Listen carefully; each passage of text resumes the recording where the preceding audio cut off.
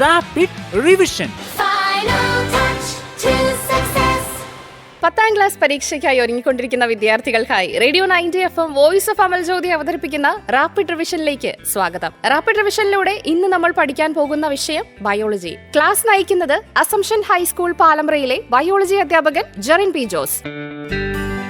നമസ്കാരം, എൻ്റെ പേര് ജെറിൻ പി ജോസ്. ഞാൻ അസംഷൻ ഹൈസ്കൂൾ പാലമ്പ്രയിലെ ബയോളജി അധ്യാപകനാണ്. Amal Jyothi radio 90 FM SSLC പരീക്ഷ പഠന സഹായത്തിനായുള്ള ഈ ഒരു പരിപാടിയിൽ ഭാഗമാകാൻ കഴിഞ്ഞതിൽ ഞാൻ വളരെയേറെ സന്തോഷിക്കുന്നു. ആദ്യം തന്നെ SSLC പരീക്ഷ എഴുതുന്ന മിടുക്കന്മാരും മിടുക്കികളുമായിട്ടുള്ള കുട്ടികൾക്ക് വിജയാശംസകൾ നേരുന്നു. Rapid revision. മക്കളെ, ഇനി നമുക്ക് സെക്കൻഡ് ചാപ്റ്റർ എന്ന് പറയുമ്പോഴത്തേക്കിനും പാർട്സ് ഓഫ് എവല്യൂഷൻ അല്ലേ. അപ്പം ഈ ഒരു ഭാഗത്ത് നിങ്ങൾക്ക് കുറച്ച് തിയറീസിനെ കുറിച്ചിട്ട് പഠിക്കാനുണ്ട്.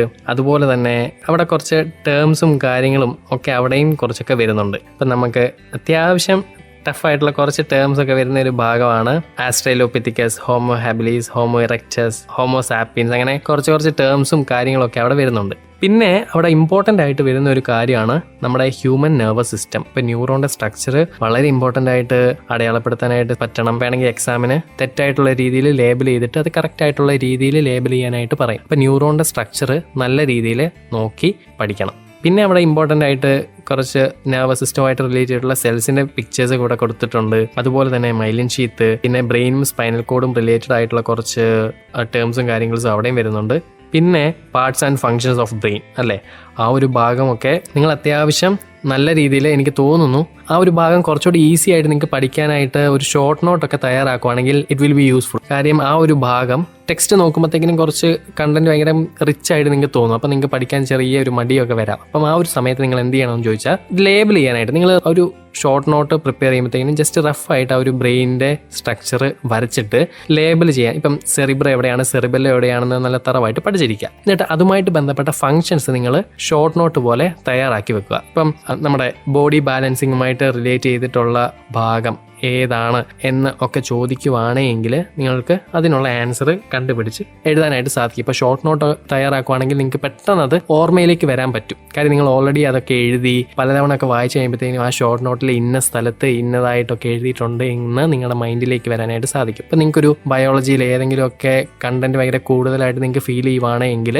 ഈ പറഞ്ഞ പോലെ ഷോർട്ട് നോട്ട് എഴുതുന്ന മെത്തേഡ് നിങ്ങൾ ചെയ്യുവാണെങ്കിൽ നല്ല യൂസ്ഫുൾ ആയിരിക്കും. അപ്പം നിങ്ങൾക്ക് പെട്ടെന്ന് അത് കണക്ട് ചെയ്യാനായിട്ട് പറ്റും. ഇപ്പം ഈ പറഞ്ഞ പോലെ ബോഡി ബാലൻസിങ്ങുമായിട്ട് റിലേറ്റ് ചെയ്തിട്ടുള്ള കാര്യങ്ങൾ ഒക്കെ ആയിട്ട് ബന്ധപ്പെട്ട ഭാഗം ഏതാണെന്നൊക്കെ വേണമെങ്കിൽ ചോദിക്കാം. ആ അതേ രീതിയിൽ അല്ലെങ്കിൽ അത് ഉത്തരം വരുന്ന രീതിയിൽ നിന്ന് വേറെ പല രീതിയിലും ക്വസ്റ്റ്യൻസ് ചോദിക്കാം. ഇപ്പം മദ്യപിച്ച് ഒരാൾ ഒരു ബാലൻസ് ഇല്ലാതെയോ അല്ലെങ്കിൽ അത്തരത്തിൽ എന്തെങ്കിലും ഒരു രീതിയിലൊക്കെ ചോദിക്കുവാണ്, അല്ലെങ്കിൽ ഈ കഴിഞ്ഞൊരു എക്സാമിന് പെട്ടെന്ന് ഒരാളെ പട്ടി കടിക്കാൻ വരുവാണ് അദ്ദേഹം, അല്ലെങ്കിൽ എന്തെങ്കിലും ഒരു എമർജൻസി സിറ്റുവേഷൻ, ഇപ്പം ഞാനൊരു പട്ടി കടിക്കുന്ന ഒരു ഉദാഹരണം പറഞ്ഞു, മറ്റെന്തെങ്കിലും ഒരു എമർജൻസി സിറ്റുവേഷനൊക്കെ എക്സാമ്പിളായിട്ട് ചോദിക്കുമ്പോൾ എമർജൻസി സിറ്റുവേഷനുമായിട്ട് റിലേറ്റ് ചെയ്തിട്ടുള്ള ഗ്ലാൻസും കാര്യങ്ങളും അതൊക്കെ ഇനി വരാൻ പോകുന്ന പാഠത്തിലാണ്. പെട്ടെന്ന് ഇത് പറഞ്ഞപ്പോൾ എൻ്റെ ഓർമ്മയിലേക്ക് വന്നതാണ്. അപ്പം അങ്ങനെയൊക്കെ ചോദ്യങ്ങൾ വരാം. ഇപ്പം എമർജൻസി സിറ്റുവേഷൻ ആയിക്കോട്ടെ, ബോഡി ബാലൻസിങ് ആയിക്കോട്ടെ, ഇതൊക്കെ ആയിട്ട് ബന്ധപ്പെട്ട കാര്യങ്ങളൊക്കെ കുറച്ചൊക്കെ നിങ്ങൾക്ക് പഠിക്കാനായിട്ടുള്ളൂ. അപ്പം ഉത്തരം ഏതായാലും അങ്ങോട്ടേക്കേ എത്തത്തുള്ളൂ. ചോദ്യം ഏത് രീതിയിൽ വേണമെങ്കിൽ ചോദിക്കാം, പക്ഷേ ഉത്തരം എത്തുന്നത് ഒരു കാര്യത്തിലേക്ക്. അപ്പോൾ അതൊന്നും മനസ്സിലാക്കി വെക്കുക. ഈ ഒരു ഭാഗമൊക്കെ നിങ്ങൾക്ക് ഒരു ഷോർട്ട് നോട്ട് പോലെ ആക്കി വെക്കാം. സ്പൈനൽ കോഡ് ആയിക്കോട്ടെ, അതും ഈ പറഞ്ഞ പോലെ അതിൻ്റെ പാർട്സും ഫങ്ഷൻസും ഒക്കെ അടയാളപ്പെടുത്താനും അതുപോലെ തന്നെ അതിൻ്റെ ഫങ്ഷൻസ് ഒക്കെ ഒരു ഷോർട്ട് നോട്ട് പോലെയൊക്കെ ക്രിയേറ്റ് ചെയ്യുകയാണെങ്കിൽ നിങ്ങൾക്ക് നല്ല യൂസ്ഫുൾ ആയിരിക്കും. പിന്നെ നിയോകോർട്ടെക്സ് ഈ പറഞ്ഞ പോലെ വളരെ ഇമ്പോർട്ടൻ്റ് ആയിട്ടുള്ള ഒരു ഭാഗമാണ്. അതും നല്ല രീതിക്ക് നോക്കേണ്ടതാണ്. പിന്നെ ആ ഒരു ഭാഗത്ത് ഡിഫറെൻറ്റ് ടൈപ്സ് ഓഫ് ന്യൂറോൺസും കാര്യങ്ങളും ഒക്കെ വരുന്നുണ്ട്. അതും ഈ പറഞ്ഞ പോലെ sensory neuron, Inter neuron, motor neuron എന്നൊക്കെ പറഞ്ഞ് 3 ടൈപ്പ് ഓഫ് ന്യൂറോൺസ് നിങ്ങൾക്ക് പഠിക്കാനുണ്ട്. അതും ഈ പറഞ്ഞ പോലെ ഓരോരോ ന്യൂറോൺസിൻ്റെ ഫങ്ഷൻസും കാര്യങ്ങളും ഒക്കെ നല്ല വ്യക്തമായിട്ട് മനസ്സിലാക്കേണ്ടതാണ്. അങ്ങനെയാണെങ്കിൽ ആ ഒരു ഭാഗത്തു നിന്നും ഓരോ ന്യൂറോൺസും ചെയ്യുന്ന ഫങ്ഷൻസും കാര്യങ്ങളും റിലേറ്റഡ് എന്ത് ചോദിച്ചാലും, അതിപ്പോൾ ഒരു ആപ്ലിക്കേഷൻ ലെവൽ ആയിക്കോട്ടെ എന്തുമായിക്കോട്ടെ, ഉത്തരം ഈ പറഞ്ഞ ന്യൂറോൺസുമായിട്ട് ബന്ധപ്പെട്ടതാണ്. അപ്പോൾ ഉത്തരം അതേ ഉള്ളൂ. ചോദ്യം ഏത് രീതി വേണേലും ചോദിക്കാം. പിന്നെ നമ്മുടെ സിമ്പത്തറ്റിക് സിസ്റ്റം, പാരാസിമ്പത്തറ്റിക് സിസ്റ്റം, ഈ 2 ഫീച്ചേഴ്സ് എപ്പോഴും ഓർത്തിരിക്കേണ്ട ഒരു കാര്യമാണ്. സിമ്പത്തറ്റിക് സിസ്റ്റത്തിൽ എന്തൊക്കെ സംഭവിക്കും, ഹാർട്ട് ബീറ്റ് ഇൻക്രീസ് ചെയ്യും, അല്ലെങ്കിൽ slow down the process of digestion, അങ്ങനെ പല പല കാര്യങ്ങളൊക്കെ ആ ടെക്സ്റ്റ് ബുക്കിൽ കൊടുത്തിട്ടുണ്ട്. അപ്പോൾ അത് ഏതൊക്കെയാണ്, എന്തൊക്കെ കൂടും, എന്തൊക്കെ കുറയും എന്നുള്ള രീതി പ്രത്യേകം ഓർത്തിരിക്കണം. അത് ഈ പറഞ്ഞ പോലെ ഷോർട്ട് നോട്ടോ അല്ലെങ്കിൽ നിങ്ങൾ അതൊക്കെ ഒന്ന് മനസ്സിലാക്കി വെക്കുവാണെങ്കിൽ അതും നല്ല ഈസി ആയിട്ട് ഏത് രീതിയിൽ ഒരു ആപ്ലിക്കേഷൻ രീതി ചോദ്യം ചോദിച്ചെങ്കിൽ പോലും നിങ്ങൾക്ക് അത് എഴുതാനായിട്ട് സാധിക്കും. ഇപ്പം ഈ കഴിഞ്ഞ ക്രിസ്മസ് പരീക്ഷയിൽ നമുക്കറിയാം സിമ്പത്തറ്റിക് സിസ്റ്റമായിട്ട് ബന്ധപ്പെട്ട കുറച്ച് കാര്യങ്ങൾ ചോദിച്ചിട്ടുണ്ടല്ലേ, എമർജൻസി സിറ്റുവേഷൻ ആയിട്ട് റിലേറ്റ് ചെയ്തിട്ടുള്ളത്. അപ്പോൾ ആ ഒരു ഭാഗത്ത് നിന്നൊരു ചോദ്യം വരുമ്പം നിങ്ങൾക്ക് ഈ പറഞ്ഞ സിമ്പത്തറ്റിക് സിസ്റ്റത്തിൽ എന്തൊക്കെ കാര്യങ്ങൾ സംഭവിക്കും എന്നുള്ളതിൻ്റെ ഒരു ധാരണയുണ്ടെങ്കിൽ നിങ്ങൾക്ക് ഉറപ്പായിട്ടും അത് എഴുതാം. നിങ്ങൾക്ക് ആക്ച്വലി അത് അറിയാവുന്നതാണ്. പല കുട്ടികളും അത് അറ്റൻഡ് ചെയ്യാതെ പോയി. എന്തുകൊണ്ടാണ്? ആക്ച്വലി അവർക്ക് നല്ല രീതിയിൽ ആ ഉത്തരം അറിയാം. ആൻസർ പറയുമ്പോഴത്തേക്കിനും അയ്യോ അതായിരുന്നു ഉത്തരം എന്നുള്ള രീതിയിൽ കുട്ടികൾ പറയും. പക്ഷേ ഉത്തരം എഴുതിയില്ലെങ്കിൽ പോയി, മാർക്ക് പോയി, പിന്നെ പറഞ്ഞിട്ട് ഒരു കാര്യവും ഇല്ല അല്ലേ. അപ്പോൾ തീർച്ചയായിട്ടും നിങ്ങൾ എന്തൊക്കെ മിസ്റ്റേക്സ് ഈ കഴിഞ്ഞ എക്സാമിൽ ഒക്കെ വരുത്തി വെച്ചോ അതെല്ലാം നിങ്ങൾ മനസ്സിലാക്കേണ്ടതാണ് നിങ്ങളുടെ ആദ്യത്തെ ഉത്തരവാദിത്തം. SSLC എക്സാം നിങ്ങൾക്കറിയാം ഇനിയൊരു ചാൻസ് ഇല്ല, നല്ല മാർക്ക് നമുക്ക് മേടിക്കേണ്ടതാണ്. അപ്പം നിങ്ങൾ ഇതുവരെ ചെയ്തതിൽ എന്തൊക്കെ മിസ്റ്റേക്സ് ആണ് ടീച്ചേഴ്സ് പറഞ്ഞു തന്നത്, അല്ലെങ്കിൽ നിങ്ങൾ ആൻസർ എഴുതുന്ന രീതി ചേഞ്ച് ചെയ്യണം എന്ന് പറഞ്ഞിട്ടുണ്ടെങ്കിൽ തീർച്ചയായിട്ടും അത് ചേഞ്ച് ചെയ്യണം. നിങ്ങൾക്ക് തന്നെ മനസ്സിലാകുന്നുണ്ടായിരിക്കുമല്ലോ എന്തൊക്കെ തെറ്റുകളാണ് നിങ്ങൾക്ക് സംഭവിക്കുന്നതെന്ന്.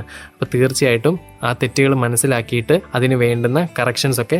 പിന്നെ വളരെ ഇമ്പോർട്ടൻ്റ് ആയിട്ടുള്ളൊരു ഭാഗമാണ് നമ്മുടെ റിഫ്ലെക്സ് ആക്ഷൻ എന്ന് പറഞ്ഞിട്ടുണ്ടെങ്കിൽ അതും ഈ പറഞ്ഞ പോലെ ഓരോരോ ന്യൂറോൺസിൻ്റെ പാർട്സ് അവിടെ ലേബൽ ചെയ്തിട്ടുണ്ട്. ഏതൊക്കെ ന്യൂറോൺസ് ഏതൊക്കെ ഭാഗങ്ങളിൽ എന്ന് പ്രത്യേകം ഓർക്കണം. അതൊക്കെ നേരെ ചെല്ലുന്നത് സ്പൈനൽ കോഡിലേക്കാണ്. അതും ആ ഡയഗ്രാം നോക്കിയാൽ നിങ്ങൾക്ക് മനസ്സിലാവും അല്ലേ. അപ്പം തീർച്ചയായിട്ടും ആ ഒരു ഭാഗവും അതുമായിട്ട് അസോസിയേറ്റ് ചെയ്തിട്ടുള്ള പാർട്സുകളും നിങ്ങൾ ഓർത്തിരിക്കണം. പിന്നെ കുറച്ച് ഓർഗാനിസത്തിൻ്റെ നെർവ് സിസ്റ്റവുമായിട്ട് ബന്ധപ്പെട്ട കുറച്ച് കാര്യങ്ങൾ പറയുന്നുണ്ട്. അത് നിങ്ങൾക്ക് വായിച്ച് നോക്കിയാൽ അറിയാം. ഹൈഡ്ര ആയിക്കോട്ടെ, പ്ലനറി ആയിക്കോട്ടെ, ഇൻസെക്ട്സ് ആയിക്കോട്ടെ, ഇതിൻ്റെയൊക്കെ നെർവ് സിസ്റ്റം ഏതൊക്കെയാണ് എന്നുള്ള രീതിയിൽ നല്ല വ്യക്തമായിട്ട് കൊടുത്തിട്ടുണ്ട്. അത് ഈ പറഞ്ഞ പോലെ നിങ്ങൾക്ക് ഷോർട്ട് നോട്ട് ആക്കാം. മേ ബി പല രീതിയിൽ നിന്ന് അവിടെ നിന്നും ചോദ്യങ്ങൾ ചോദിക്കാം. അപ്പോൾ അതൊക്കെ ഒരു ഷോർട്ട് നോട്ട് നിങ്ങൾ ആക്കുവാണെങ്കിൽ നിങ്ങൾക്ക് ഭയങ്കര എളുപ്പത്തിൽ അത് ക്യാച്ച് ചെയ്തെടുക്കാനായിട്ട് സാധിക്കും. അപ്പം രണ്ടാമത്തെ പാഠം പൊതുവേ നോക്കുവാണെങ്കിൽ അത്യാവശ്യം ഒന്ന് മനസ്സിലാക്കി വെക്കണം. അതുപോലെ തന്നെ കുറേ ടേംസും കാര്യങ്ങളും നിങ്ങൾക്ക് ഈ രണ്ടാമത്തെ പാഠത്തിൽ പഠിക്കാനുണ്ട്. ഇപ്പം നമ്മുടെ ബ്രെയിനിൻ്റെ കാര്യമായിക്കോട്ടെ, ന്യൂറോൺസിൻ്റെ കാര്യമായിക്കോട്ടെ, ന്യൂറോൺസൊക്കെ അത് വരയ്ക്കാനൊക്കെ നല്ല എളുപ്പമാണ്. വരച്ച് അത് അടയാളപ്പെടുത്താനായിട്ട് പ്രത്യേകം ശ്രദ്ധിക്കണം. ആ ഒരു ന്യൂറോൺസുമായിട്ട് ബന്ധപ്പെട്ട കുറേ കണ്ടൻറ്റും കാര്യങ്ങളും ആ ടെക്സ്റ്റ് ബുക്കിൽ കൊടുത്തിട്ടുണ്ട്. ഇപ്പം സെൽ ബോഡി, ഡെൻഡ്രോൺ, ഡെൻഡ്രൈറ്റ് പോലുള്ള ഇതിൻ്റെയൊക്കെ ഫങ്ഷൻസും കാര്യങ്ങളും നല്ല വ്യക്തമായിട്ട് എക്സ്പ്ലെയിൻ ചെയ്തിട്ടുണ്ട്. അപ്പം നിങ്ങൾക്ക് ജസ്റ്റ് അതൊന്ന് നന്നായിട്ട് വായിച്ചൊന്ന് തറവാക്കി കഴിഞ്ഞിട്ടുണ്ടെങ്കിൽ ആ ഒരു ഭാഗത്തുനിന്ന് എന്ത് ചോദിച്ചാലും നിങ്ങൾക്ക് എഴുതാനായിട്ട് സാധിക്കും. അപ്പം ഈ പറഞ്ഞ പോലെ ചില കുട്ടികൾക്കുള്ള എക്സ്പ്ലനേഷൻ സ്കിൽസ് നിങ്ങൾക്ക് തന്നെ ഇമ്പ്രൂവ് ചെയ്തെടുക്കാൻ പറ്റും. അപ്പം ഞാൻ ഈ പറഞ്ഞ പോലെ ചുമ്മാ ഒരു വീഡിയോ കേട്ടിട്ട് ഒരു എക്സാമിന് പോയിട്ടുണ്ടെങ്കിൽ നിങ്ങൾക്ക് നല്ല രീതിയിൽ അത് എക്സ്പ്ലെയിൻ ചെയ്യാൻ പറ്റുമോ നിങ്ങൾ തന്നെ ഓർക്കണം. പണ്ടൊരു നമ്മൾ പറയത്തില്ലേ ചിലർക്ക് ശരിയാകും ചിലർക്ക് ശരിയാകത്തില്ല എന്ന്. അപ്പം നമ്മളെ തന്നെ നോക്കിയാൽ മതി. നമ്മൾ വേറൊരാളെ വെച്ച് കമ്പയർ ചെയ്യേണ്ട. ചിലർക്കിപ്പോൾ ഒരു തവണ കേട്ടിട്ടുണ്ടെങ്കിൽ അവർക്ക് മനസ്സിലാവും. പക്ഷെ നമ്മൾക്ക് ഇപ്പം എനിക്കിപ്പോൾ ഒരു തവണ പറഞ്ഞാൽ എനിക്കത് മനസ്സിലാവണമെന്നില്ല അല്ലേ. അപ്പം മറ്റൊരാളെ വെച്ച് കമ്പയർ ചെയ്യാതെ നമുക്ക് ഏതൊക്കെ രീതിയിൽ ഞാൻ പഠിച്ചെങ്കിലേ എനിക്ക് മനസ്സിലാകത്തുള്ളൂ, അല്ലെങ്കിൽ ഓർമ്മയിൽ നിലനിൽക്കത്തുള്ളൂ എന്ന് നമ്മളെ തന്നെ മനസ്സിലാക്കിയിട്ട് വേണം ഓരോ എക്സാമിനും പ്രിപ്പയർ ചെയ്യാൻ വേണ്ടി. പിന്നെ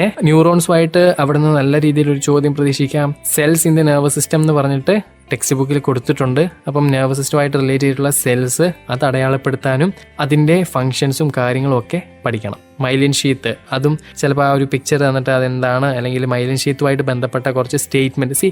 നിങ്ങൾക്ക് ഏതൊരു ഭാഗത്തുനിന്നും സ്റ്റേറ്റ്മെൻറ്റ് റിലേറ്റഡ് ആയിട്ടുള്ള ക്വസ്റ്റ്യൻസ് പ്രതീക്ഷിക്കാം. അപ്പോൾ സ്റ്റേറ്റ്മെൻറ്റ് റിലേറ്റഡ് ആയിട്ടുള്ള ക്വസ്റ്റ്യൻസ് പ്രതീക്ഷിക്കാമെങ്കിൽ നിങ്ങൾക്ക് അതുമായിട്ട് ബന്ധപ്പെട്ട കണ്ടൻറ്റ് നല്ല വ്യക്തമായിട്ട് അറിഞ്ഞിരിക്കണം. ഇപ്പോൾ മൈലിൻ ഷീത്തുമായിട്ട് ബന്ധപ്പെട്ട കുറേ കണ്ടൻറ്റ് അവിടെ കൊടുത്തിട്ടുണ്ട്, അതിൻ്റെ ഫങ്ഷൻസ് കൊടുത്തിട്ടുണ്ട്. അപ്പം നല്ല രീതിയിൽ ആ ഒരു കണ്ടൻറ്റ് മനസ്സിലാക്കുകയാണെങ്കിൽ ഇപ്പോൾ സ്റ്റേറ്റ്മെൻറ്റ് ആയിക്കോട്ടെ, റീസൺ ആയിക്കോട്ടെ, എന്തുമായിക്കോട്ടെ, നിങ്ങൾക്ക് ഇല്ലെങ്കിൽ എക്സ്പ്ലെയിൻ ചെയ്യാനായിട്ടുള്ള രീതിയിൽ എന്തെങ്കിലും ഒരു ചോദ്യമായിക്കോട്ടെ നിങ്ങൾക്ക് എക്സ്പ്ലെയിൻ ചെയ്യാനായിട്ട് സാധിക്കും. സ്റ്റേറ്റ്മെൻറ്റ് റിലേറ്റഡ് ആയിട്ടുള്ളൊരു കാര്യം നിങ്ങൾക്ക് തന്നെ വായിക്കുമ്പോൾ മനസ്സിലാവും ഇത് ഇങ്ങനെ അല്ല ടെക്സ്റ്റ് ബുക്കിലുള്ളത്, അല്ലെങ്കിൽ ഇതിൻ്റെ കോൺസെപ്റ്റ് ഇങ്ങനെയല്ല എന്ന് പറയുമ്പോൾ തന്നെ നിങ്ങൾക്ക് ഓട്ടോമാറ്റിക്കലി നിങ്ങളുടെ മൈൻഡിലേക്ക് അത് വരും, അത് തെറ്റാണ്. അപ്പോൾ ധൈര്യമായിട്ട് നിങ്ങൾക്കത് ആൻസറിലേക്ക് പകർത്തി എഴുതാനായിട്ട് സാധിക്കും. പിന്നെ ബ്രെയിനും സ്പൈനൽ കോഡും ഒക്കെ ആയിട്ട് ബന്ധപ്പെട്ട് കുറേ പ്രൊട്ടക്ഷൻ റിലേറ്റഡ് ആയിട്ടുള്ള പ്രത്യേകം ടെക്സ്റ്റ് ബുക്കിൽ പറയുന്നുണ്ട്. അപ്പം അതുമായിട്ട് റിലേറ്റ് ചെയ്തിട്ടുള്ള പാർട്സും കാര്യങ്ങളും നല്ല വ്യക്തമായിട്ട് പഠിച്ചിരിക്കണം. അത് സ്പെല്ലിംഗ് മിസ്റ്റേക്സ് ഒന്നും കൂടാതെ നല്ല രീതിയിൽ അതെന്തിനൊക്കെ സഹായിക്കും, അതെങ്ങനെയാണ് ആ ഒരു പ്രൊട്ടക്ഷനൊക്കെ അവിടെ ഫോം ചെയ്തിരിക്കുന്നത് എന്ന് ഒക്കെ ആ ടെക്സ്റ്റ് ബുക്കിൽ പറഞ്ഞിട്ടുണ്ട്. അപ്പം നല്ല രീതിയിൽ ടെക്സ്റ്റ് വായിച്ചാൽ നിങ്ങൾക്ക് ഉത്തരം എഴുതാനായിട്ട് സാധിക്കും. പിന്നെ ഈ പറഞ്ഞ പോലെ രണ്ടാമത്തെ പാഠത്തിൽ നിന്ന് നമുക്ക് പല രീതിയിലുള്ള ക്വസ്റ്റ്യൻസ് പ്രതീക്ഷിക്കാം. ഇപ്പം ലാമാർക്കിസം അങ്ങനെ പല തിയറീസ് നമുക്ക് പഠിക്കാനുണ്ടല്ലേ. അപ്പോൾ ആ തിയറീസിൽ എന്തൊക്കെ കാര്യങ്ങളാണ് ഓരോ ആൾക്കാരും പറയുന്നത് എന്ന് ആദ്യം നിങ്ങൾ മനസ്സിലാക്കണം. ഇപ്പോൾ ജിറാഫ് റിലേറ്റഡ് ആയിട്ടുള്ള കാര്യമായിക്കോട്ടെ, എന്തുമായിക്കോട്ടെ, ഓരോരോ തിയറീസിൽ എന്തൊക്കെയാണ് പറയുന്നതെന്ന് ആദ്യം നിങ്ങൾക്ക് ബേസിക് ഒരു ഐഡിയ ആക്കിയെടുക്കും. അത് നന്നായിട്ടൊന്ന് വായിക്കണം. ബേസിക് ഒരു ഐഡിയ ആക്കിയെടുത്തതിന് ശേഷം നിങ്ങൾക്ക് മനസ്സിലാവും ഓരോ ആൾക്കാർ ഏതൊക്കെ രീതിയിലുള്ള കാര്യങ്ങളാണ് പറഞ്ഞു വെച്ചിരിക്കുന്നത് എന്ന്. പിന്നെ അവരുടെ ഓരോ ഫൈൻഡിങ്സും കാര്യങ്ങളും ഒക്കെ ടെക്സ്റ്റ് ബുക്കിലുണ്ട്. റൈറ്റ്, ലാമാർക്കിസത്തിൻ്റെ തിയറി ആയിക്കോട്ടെ, അല്ലെങ്കിൽ Darwinism, the theory of natural selection, അപ്പം ഇതുമായിട്ട് ബന്ധപ്പെട്ട കാര്യങ്ങളൊക്കെ ടെക്സ്റ്റ് ബുക്കിൽ നല്ല വ്യക്തമായിട്ട് ഓരോന്നും കൊടുത്തിട്ടുണ്ട്. അപ്പം ഓരോ ആൾക്കാരും പറഞ്ഞ കാര്യങ്ങൾ എന്തൊക്കെയാണ്, അവരെന്തൊക്കെയാണ് നിരീക്ഷിച്ചത്, ഇപ്പോൾ ലാമാർക്കിസം, ഡാർവിനിസം തമ്മിലുള്ള കമ്പാരിസൺ ഒക്കെ ടെക്സ്റ്റ് ബുക്കിൽ കൊടുത്തിട്ടുണ്ട്. അപ്പം അതെല്ലാം ഒന്ന് മനസ്സിലാക്കി വെക്കുക. ഓക്കെ, അപ്പോൾ ഏതൊക്കെയാണ് ശരി എന്നും ഏതൊക്കെയാണ് തെറ്റ് എന്നും നിങ്ങൾക്ക് നല്ല ധാരണയുണ്ടാകും. സ്റ്റേറ്റ്മെൻറ്റ് റിലേറ്റഡ്, ഇപ്പം ലാമാർക്കിൻ്റെ ഒരു തിയറീസിൻ്റെ കുറച്ച് സ്റ്റേറ്റ്മെൻറ്റ്സ് തരുവാണ്, അതിൽ ഇൻകറക്റ്റ് ആയിട്ടുള്ളത് ഏത്, കറക്റ്റ് ആയിട്ടുള്ളത് ഏത്, അപ്പോൾ ആ ഒരു രീതിയിൽ വേണമെങ്കിൽ ചോദ്യം ചോദിക്കാം. പിന്നെ നിയോ ഡാർവിനിസം എന്താണ്, അതുമായിട്ട് ബന്ധപ്പെട്ട സ്റ്റേറ്റ്മെൻറ്റ് റിലേറ്റഡോ അല്ലെങ്കിൽ എക്സ്പ്ലെയിൻ ചെയ്യാനുള്ള രീതിയിലോ എന്ത് വേണമെങ്കിലും അവിടെ നിന്നും ചോദിക്കാം. ഇപ്പം കൂടുതലും കണ്ടുവരുന്നത് ഇങ്ങനെ സ്റ്റേറ്റ്മെൻറ്റ് റിലേറ്റഡ് ക്വസ്റ്റ്യൻസ്. അപ്പം നല്ല രീതിയിൽ കണ്ടന്റ് മനസ്സിലാക്കിയെങ്കിൽ മാത്രമേ നമുക്ക് സ്റ്റേറ്റ്മെൻറ്റ് കറക്റ്റ് ആയിട്ടുള്ള സ്റ്റേറ്റ്മെൻറ്റ് ഏതാണെന്ന് എടുത്തെഴുതാനായിട്ട് പറ്റത്തുള്ളൂ. അത് ഞാൻ നേരത്തെ പറഞ്ഞ പോലെ ആ 1 മുതൽ 4 വരെയുള്ള ക്വസ്റ്റ്യൻസ് ഉണ്ടല്ലോ, അത് ഒരു കാരണവശാലും തെറ്റിക്കരുത്. നിങ്ങൾ ഓർത്ത് നോക്കിയേ, ഒരു ഓപ്ഷൻ ശരിയാണെങ്കിൽ നിങ്ങൾക്ക് 1 മാർക്കാണ് അവിടെ കിട്ടുന്നത്. എന്നാൽ ഒരു ഓപ്ഷൻ തെറ്റിപ്പോയെങ്കിൽ നിങ്ങൾക്ക് 1 മാർക്ക് പോയി. അവിടെ നിങ്ങൾക്ക് 1/2 മാർക്കോ അല്ലെങ്കിൽ 1/4 മാർക്കോ ഒന്നും കിട്ടത്തില്ല. കിട്ടിയാൽ 1 മാർക്ക്, പോയാൽ 1 മാർക്ക്. അവിടെ അങ്ങനെ മാത്രമേ ഉള്ളൂ. ചില ചോദ്യങ്ങൾക്കൊക്കെ എക്സ്പ്ലെയിൻ ചെയ്യുന്നതിനും ഈ സെയിം വെയിറ്റേജ് തന്നെയാണ്, 1 മാർക്കേ അവിടെയേ ഉള്ളൂ. അവിടെ വേണമെങ്കിൽ ഇച്ചിരിയൊക്കെ നിങ്ങൾക്ക് എഴുതിയതിന് 1/2 മാർക്ക് അല്ലെങ്കിൽ കുറയ്ക്കാം, അല്ലെങ്കിൽ 1 മാർക്ക് കിട്ടാം, അല്ലെങ്കിൽ 1 മാർക്ക് പോകാം. അവിടെ നമുക്ക് എന്തെങ്കിലുമൊക്കെ കറക്റ്റായിട്ട് ഇച്ചിരിയൊക്കെ എഴുതിയിട്ടുണ്ടെങ്കിൽ അവിടെ ഇച്ചിരിയൊക്കെ മാർക്ക് കിട്ടും എന്നെങ്കിലും പ്രതീക്ഷിക്കാം. പക്ഷേ ഈ പറഞ്ഞ പോലെ മൾട്ടിപ്പിൾ ചോയ്സ് ക്വസ്റ്റ്യൻ്റെ ഒരു കേസ് എന്ന് പറഞ്ഞിട്ടുണ്ടെങ്കിൽ കിട്ടിയാൽ 1 മാർക്ക്, പോയാൽ 1 മാർക്ക്. നല്ല മാർക്ക് പ്രതീക്ഷിക്കുന്ന കുട്ടികൾ പ്രത്യേകം ശ്രദ്ധിക്കേണ്ട ഒരു കാര്യമാണ്, നിങ്ങൾ എടുത്ത് ചാടിയ ഓപ്ഷൻസ് ചൂസ് ചെയ്യാതിരിക്കുക. നല്ല രീതിയിൽ ആലോചിച്ച് സമയമെടുത്ത് കറക്റ്റായിട്ട് ആ 4 മാർക്ക് കളയാതെ നിങ്ങൾ സേവ് ചെയ്ത് വെക്കണം. അത് നിങ്ങൾ ചെയ്യേണ്ട ഒരു വലിയ കാര്യമാണ്. ഒരു ഓപ്ഷൻ അതിന് വെറുതെ ഒരു വിലയില്ലാതെ നിങ്ങൾ ഇൻകറക്റ്റായിട്ട് ചുമ്മാ ഒരു ഓപ്ഷൻ അങ്ങ് ചൂസ് ചെയ്ത് എഴുതുന്ന ഒരു പ്രവണത ചില കുട്ടികളിൽ കാണുന്നുണ്ട്. നിങ്ങൾ ആ ഒരു രീതി ചെയ്യരുത് കേട്ടോ. 4 മാർക്കും നിങ്ങൾ സേവ് ചെയ്ത് വെച്ചിരിക്കണം. ഈ 1 മാർക്ക് ഭയങ്കര വിലപ്പെട്ടതാണ്. നമുക്കറിയാം 18 ചോദ്യങ്ങളിൽ എത്ര ചോദ്യം നമുക്ക് ഇങ്ങനെ കോൺഫിഡൻ്റ് ആയിട്ട് എഴുതാൻ പറ്റും. അപ്പോൾ ആ സ്ഥാനത്ത് ഈ ഓപ്ഷൻ്റെ മാർക്ക് കളഞ്ഞിട്ടുണ്ടെങ്കിൽ അതൊരു വലിയ പ്രോബ്ലമാണ് കേട്ടോ. അത് നിങ്ങൾ മനസ്സിലാക്കണം. പിന്നെ കുറേ ഇയേഴ്സും കാര്യങ്ങളും ഒക്കെ ഈ പറഞ്ഞ ചാപ്റ്ററിലൊക്കെ ഉണ്ടല്ലേ, അപ്പോൾ അതും നല്ല വ്യക്തമായിട്ട് മനസ്സിലാക്കേണ്ടതുണ്ട്. പിന്നെ ഈ പറഞ്ഞ പോലെ ഡാർവിനിസം ആയിക്കോട്ടെ, സ്റ്റേറ്റ്മെൻറ്റ് റിലേറ്റഡ് ഒക്കെ ആയിക്കോട്ടെ, അതും നിങ്ങൾ നല്ല രീതിയിൽ മനസ്സിലാക്കി കണ്ടന്റ് തറവാക്കി പഠിച്ചിട്ടുണ്ടെങ്കിൽ ഏതൊരു സ്റ്റേറ്റ്മെൻറ്റ് ചോദിച്ചാലും നിങ്ങൾക്ക് നല്ല വ്യക്തമായിട്ട് എഴുതാനായിട്ട് സാധിക്കും. പിന്നെ ഓരോരോ സയൻറ്റിസ്റ്റുകളുടെ പേരും അവരുടെ കോൺട്രിബ്യൂഷനും മനസ്സിലാക്കി വെക്കണം. അത് നിങ്ങൾക്ക് ഈ പറഞ്ഞ പോലെ ഒരു കോളത്തിൽ നിങ്ങൾക്കത് നിങ്ങളുടേതായ രീതിയിൽ ഷോർട്ട് നോട്ടൊക്കെ എഴുതി വെക്കാം. അപ്പം ഈസി ആയിട്ട് നിങ്ങൾക്ക് എക്സാം എഴുതുമ്പോഴത്തേക്കും അത് നിങ്ങളുടെ ഓർമ്മയിലേക്ക് വരും. അപ്പോൾ ഷോർട്ട് നോട്ട് എന്നുള്ളത് ഒരു വലിയൊരു കാര്യമാണ് കേട്ടോ. ഇപ്പം നമുക്ക് ടെക്സ്റ്റ് ബുക്ക് ഭയങ്കര വാസ്റ്റായിട്ട് ചില കണ്ടൻ്റൊക്കെ ഭയങ്കര കൂടുതലായിട്ട് നമുക്ക് പഠിക്കാൻ ഭയങ്കര ബുദ്ധിമുട്ട് തോന്നുന്ന സമയത്തൊക്കെ ഷോർട്ട് നോട്ട് ഉപകാരപ്പെടും. അപ്പോൾ നിങ്ങൾ ഈ ഷോർട്ട് നോട്ട് തയ്യാറാക്കിയാലൊരു ഗുണം, എക്സാമിന് തൊട്ട് മുൻപ് എല്ലാ ചാപ്റ്റേഴ്സിനും ഷോർട്ട് നോട്ട് ഉണ്ടെങ്കിൽ ലാസ്റ്റ് കയറുന്നതിന് തൊട്ട് മുമ്പ് നിങ്ങൾക്ക് ഇതൊന്ന് ജസ്റ്റ് ഒന്ന് വായിച്ചിട്ട് കയറാം. അപ്പോഴും ലാസ്റ്റ് ടൈം നിങ്ങളുടെ മൈൻഡിൽ ഈ ഓരോ ഷോർട്ട് നോട്ടിലെ ഓരോരോ കണ്ടന്റ് നിങ്ങളുടെ മനസ്സിലേക്ക് വരും. അപ്പം ചെറിയ ചെറിയ മാർക്കിൻ്റെ ഒക്കെ ആയിക്കോട്ടെ, ഈ പറഞ്ഞ 1 മാർക്കിൻ്റെ മൾട്ടിപ്പിൾ ചോയ്സ് ക്വസ്റ്റ്യൻസ് ആയിക്കോട്ടെ, എല്ലാം ആ ഒരു ടൈമിൽ നിങ്ങളുടെ മൈൻഡിലേക്ക് വന്നിരിക്കും. അത് ഉറപ്പാണ്. അപ്പം ഷോർട്ട് നോട്ട് തയ്യാറാക്കുന്നത് ഒരു നല്ല ഐഡിയ ആണ്. ഇപ്പം ബയോളജീൻ്റെ കേസിലായിക്കോട്ടെ, നമുക്കറിയാം അല്ലേ, ഓരോരോ പാർട്സ് ലേബിൾ ചെയ്യാനും പാർട്സിൻ്റെ ഫംഗ്ഷൻസും ഒക്കെ നമുക്ക് പഠിക്കാനുള്ളതാണ്. ഈവൻ ഡയഗ്രാം, റീഡ്രോ, അത് ഞാൻ പറയാൻ മറന്നുപോയി. ഒരു കാരണവശാലും റീഡ്രോയുടെ 1 മാർക്ക് കളയരുത്. അതായത് നമ്മൾ വരയ്ക്കുമ്പം ഭയങ്കര വലിയൊരു ഡയഗ്രാം വരയ്ക്കരുത്, എന്നാൽ തീരെ ചെറുതുമാകരുത്.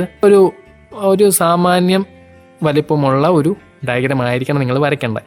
നല്ല വൃത്തിക്ക് വരയ്ക്കണം.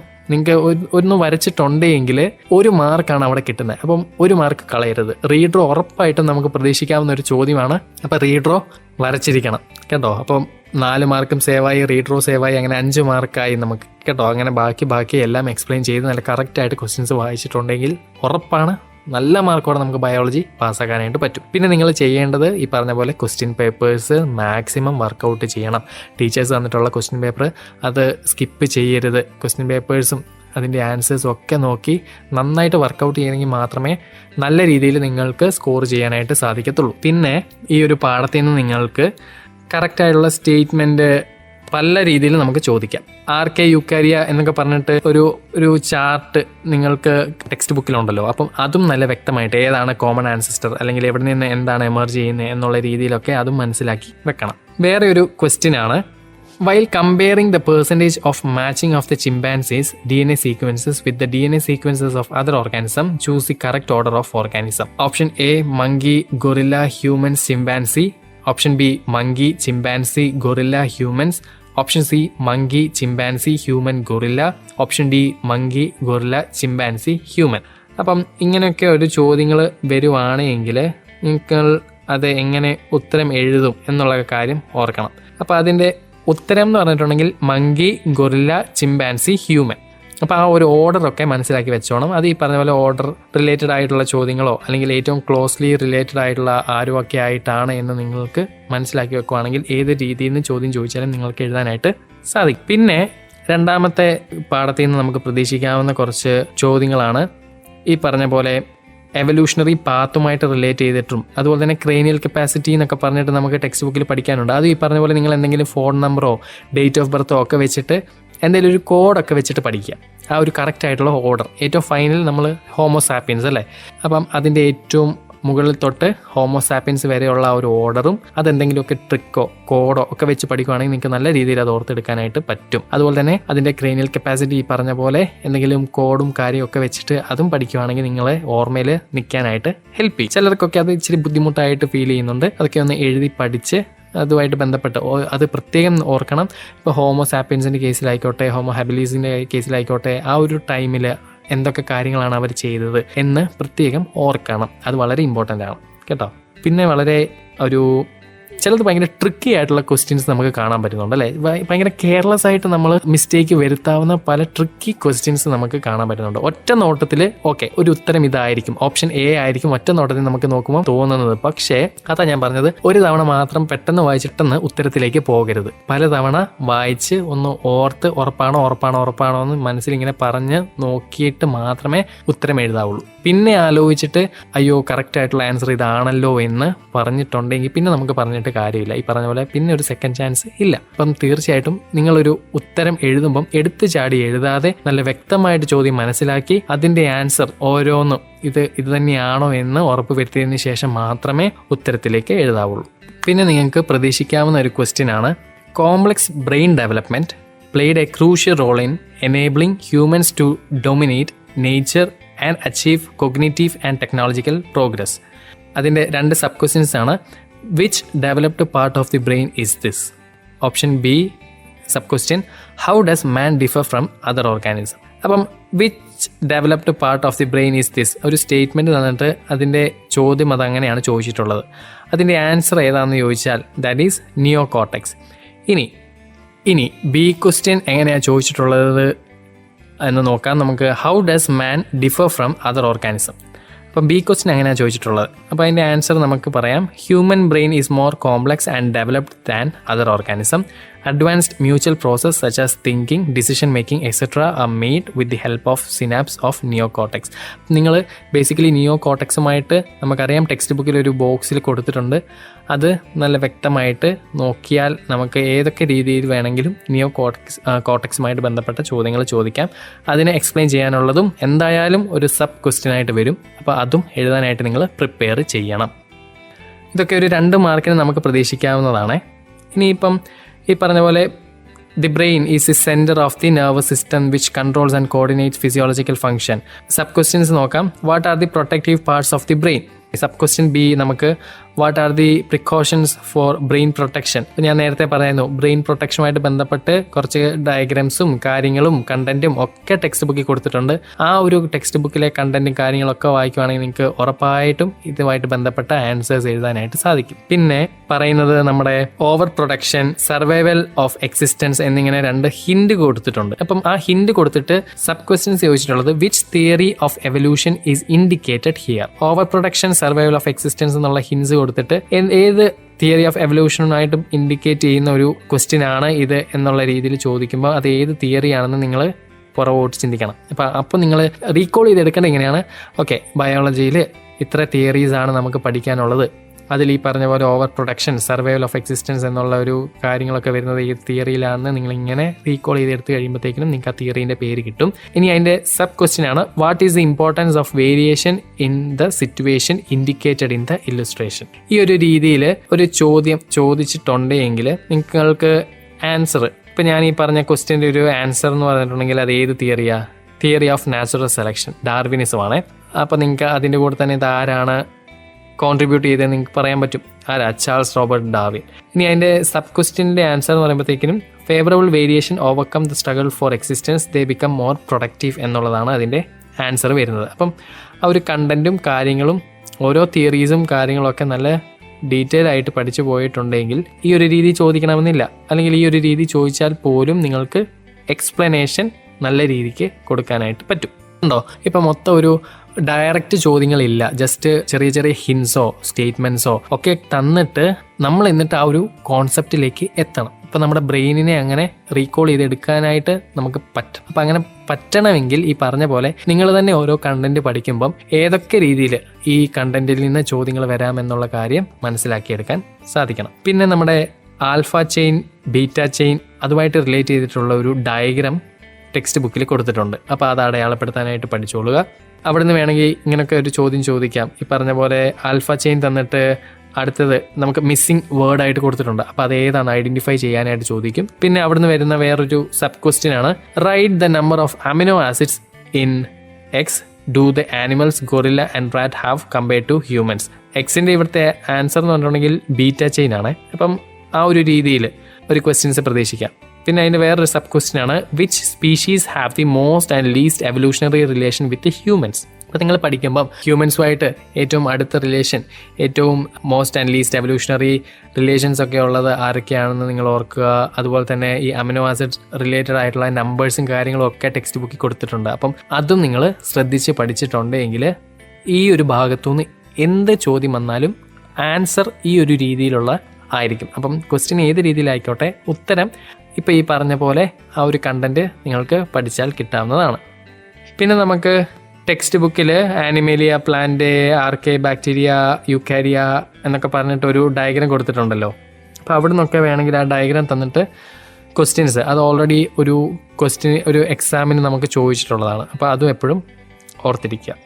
പിന്നെ എഗെയിൻ ഞാൻ പറയുകയാണ്, ന്യൂറോൺസിൻ്റെ ഡയഗ്രാം നിങ്ങൾ വരയ്ക്കാനും അതുപോലെ തന്നെ ലേബൽ ചെയ്യാനായിട്ടും പഠിച്ചിരിക്കണം. അതും വളരെ ഇമ്പോർട്ടൻ്റ് ആണ്. നിങ്ങൾ ന്യൂറോ ട്രാൻസ്മിറ്ററിൻ്റെ ഒരു എക്സാമ്പിൾ ഒക്കെ അപ്പം വളരെ നല്ല രീതിക്ക് വായിച്ചാൽ നിങ്ങൾക്ക് ഉത്തരം എഴുതാൻ പറ്റുന്നത് തന്നെയാണ്. കണ്ടന്റ് അറിയാമെങ്കിൽ പിന്നെ മക്കളെ നിങ്ങൾ ഒരു കാരണവശാലും ബയോളജി എക്സാം പേടിക്കേണ്ട കാര്യമില്ല. ടെക്സ്റ്റ് ബുക്ക് നല്ല തറവായിട്ട് വായിച്ചു, ചോദ്യം എങ്ങനെ ചോദിച്ചെന്നായിക്കോട്ടെ, ഉത്തരം നിങ്ങൾ ആ പഠിച്ചതിൽ നിന്നേ ഉള്ളൂ. അപ്പം നിങ്ങളൊന്ന് റീകോൾ ചെയ്തെടുക്കുന്നതിൽ ഒന്ന് ശ്രദ്ധിച്ചാൽ മതി. പിന്നെ ഈ പറഞ്ഞ പോലെ റിഫ്ലെക്സ് ആക്ഷൻ ആയിക്കോട്ടെ, അതും വളരെ ഇമ്പോർട്ടൻ്റ് ആണ്. അതുമായിട്ട് ബന്ധപ്പെട്ട് പല ചോദ്യങ്ങൾ ചോദിക്കാം. അപ്പോൾ ആ ഡയഗ്രവും കാര്യങ്ങളും ഒക്കെ ലേബൽ ചെയ്യാനും കറക്റ്റായിട്ട് ഏതൊക്കെ പാർട്സ് ആണ് എന്ന് മനസ്സിലാക്കി പഠിച്ചിരിക്കണം. നിങ്ങൾ എപ്പോഴും ഓർക്കുക, ഡയഗ്രാം ഉണ്ടോ അതിൽ നിന്നൊരു ചോദ്യം ഷുവറാണ്. അപ്പോൾ ഡയഗ്രത്തിലെ പാർട്സ് ലേബൽ ചെയ്യാനായിട്ട് ഓഫ് കോഴ്സ് ചോദിക്കും. ആൻഡ് അതുപോലെ തന്നെ അതുമായിട്ട് അസോസിയേറ്റ് ചെയ്തിട്ടുള്ള എക്സ്പ്ലനേഷൻ നിങ്ങൾക്ക് ചെയ്യാനായിട്ട് ചോദിക്കും. പിന്നെ ഈ പറഞ്ഞ പോലെ സിനാപ്സും കാര്യങ്ങളും ഒക്കെ അതുമായിട്ട് ബന്ധപ്പെട്ട കുറേ ഡയഗ്രാംസും കാര്യങ്ങളും ടെക്സ്റ്റിലുണ്ട്. അതിൽ നിന്നും പല രീതിയിൽ നമുക്ക് ചോദ്യം ചോദിക്കാം. ഇപ്പം ഈ പറഞ്ഞ പോലെ where the post synaptic layer containing receptor cells located in this diagram എന്ന് വേണമെങ്കിൽ ഒരു ചോദ്യം ചോദിക്കാം. What is the function of the part illustrated in the diagram. കുറച്ച് പാർട്സ് ഒക്കെ തന്നിട്ട് ആ പാർട്സിൻ്റെ ഒക്കെ ഫംഗ്ഷൻസ് എന്താണെന്ന് ചോദിക്കാം. അപ്പം നല്ല രീതിയിൽ ടെക്സ്റ്റ് ബുക്ക് മനസ്സിലാക്കി ഡയഗ്രവും മനസ്സിലാക്കി പഠിച്ച ഒരു കുട്ടിക്ക് മാത്രമേ പാർട്സ് കറക്റ്റായിട്ട് അടയാളപ്പെടുത്താനും അതുമായിട്ട് അസോസിയേറ്റ് ചെയ്തിട്ടുള്ള ഫംഗ്ഷൻസ് എഴുതാനായിട്ടും സാധിക്കത്തുള്ളൂ. ഈ പറഞ്ഞ ഷോർട്ട് നോട്ട്സ് ഒക്കെ എഴുതുവാണെങ്കിൽ നമുക്കറിയാം ഈ ടെക്സ്റ്റിൽ കുറേ ഡയഗ്രാംസും ഫംഗ്ഷൻസും ഒക്കെ ഉണ്ട്. അപ്പം ഈ ഷോർട്ട് നോട്ട്സ് പ്രിപ്പയർ ചെയ്തുള്ളൊരു ഗുണം നമുക്ക് നന്നായിട്ട് കണക്ട് ചെയ്യാനായിട്ട് സാധിക്കും. അത് ചിലർക്കിപ്പം ഒരു തവണ വായിച്ചാൽ കിട്ടുമായിരിക്കും, പക്ഷേ ഒരു തവണ വായിച്ചാൽ കിട്ടാതെ പെട്ടെന്ന് മറന്നു പോകുന്ന കുട്ടികൾ ഉണ്ടെങ്കിൽ തീർച്ചയായിട്ടും നിങ്ങൾ ഷോർട്ട് നോട്ട് പ്രിപ്പയർ ചെയ്തിട്ട് പഠിച്ചാൽ നിങ്ങൾക്ക് അത് ഭയങ്കര യൂസ്ഫുൾ ആയിരിക്കും കേട്ടോ. അപ്പം നല്ല രീതിയിൽ ഷോർട്ട് നോട്ട്സ് ഒക്കെ പ്രിപ്പയർ ചെയ്ത് നിങ്ങൾ പഠിക്കുന്ന കൂടെ നിങ്ങൾ പഠിക്കുന്ന രീതിയും ഞാൻ ഒന്ന് പറയട്ടെ. നിങ്ങളിപ്പോൾ ഒരു കണ്ടന്റ്, ഒരു ചെറിയൊരു കണ്ടന്റ് ഒരു 5-6 തവണ വായിക്കുന്നു, എന്നിട്ട് നിങ്ങളത് അടച്ചു വെച്ചിട്ട് നിങ്ങളത് റീകോൾ ചെയ്തെടുത്ത് നിങ്ങൾ എഴുതുക. അപ്പോൾ നിങ്ങൾക്ക് മനസ്സിലാവും നിങ്ങൾ ഇത്രയും നേരം കഷ്ടപ്പെട്ടിട്ട് നിങ്ങൾക്ക് എന്തൊക്കെ കാര്യങ്ങളാണ് മനസ്സിലായത് എന്നുള്ളത്. അങ്ങനെ എഴുതി കഴിയുമ്പോഴത്തേക്കും നിങ്ങൾക്ക് തീർച്ചയായിട്ടും മനസ്സിലാവും എന്തൊക്കെ ഞാൻ പഠിച്ചു. ഇനിയും ചിലതൊക്കെ നിങ്ങൾക്ക് ഇമ്പോർട്ടൻ്റ് ആയിട്ട് മറന്നു പോയിട്ടുണ്ടെങ്കിൽ എഗെയിൻ അതൊന്ന് നോക്കി കഴിഞ്ഞ് ഒന്നുകൂടെ ഒന്ന് എഴുതി. അതുപോലെ തന്നെ ഈ കൂടെ ഷോർട്ട് നോട്ടും കൂടെ പ്രിപ്പയർ ചെയ്ത് പോവാണ്. ഷോർട്ട് നോട്ട് എഴുതുമ്പോഴും പല പല കളർ പെൻസും അല്ലെങ്കിൽ പെൻസിൽസ് ഒക്കെ വെച്ചിട്ടൊന്ന് ഷെയ്ഡ് ചെയ്തും ഒക്കെ ചെയ്യുവാണെങ്കിൽ നിങ്ങൾക്ക് നല്ല രീതിയിൽ അത് കിട്ടും. നല്ല ഇപ്പം ഹോർമോൺസും ഗ്ലാൻസും റിലേറ്റ് ചെയ്തിട്ടുള്ള ഒരു പാഠത്തിലേക്ക് വരുമ്പോഴത്തേക്കിനും ഞാൻ കുറച്ചുകൂടെ പറയാം. അപ്പം നിങ്ങൾക്ക് ഈ പറഞ്ഞ പോലെ ഷോർട്ട് നോട്ട്സ് വളരെയേറെ ഉപകാരപ്പെടും, പ്രത്യേകിച്ച് ബയോളജി സബ്ജക്റ്റുകൾ. കാര്യം നമുക്ക് ഫങ്ഷൻസ് ഒരു പാർട്ട് ലേബൽ ചെയ്യാൻ ചോദിച്ചിട്ടുണ്ടെങ്കിൽ തീർച്ചയായിട്ടും അവിടുത്തെ ആ പാർട്ടിൻ്റെ ഫങ്ഷൻ്റെ ചോദിക്കും, അല്ലെങ്കിൽ അവരുടെ എന്തെങ്കിലും റോള് ചോദിക്കും. അപ്പോൾ തീർച്ചയായിട്ടും അത് നമുക്ക് എഴുതണമെങ്കിൽ എന്തായാലും ആ കണ്ടന്റ് അറിഞ്ഞിരിക്കണമല്ലോ. അപ്പോൾ തീർച്ചയായിട്ടും ഈ പറഞ്ഞ പോലെ ഫങ്ഷൻസ് പഠിക്കുകയാണെങ്കിൽ നിങ്ങൾക്ക് നല്ല രീതിക്ക് എഴുതാനായിട്ട് സാധിക്കും. Rapid revision.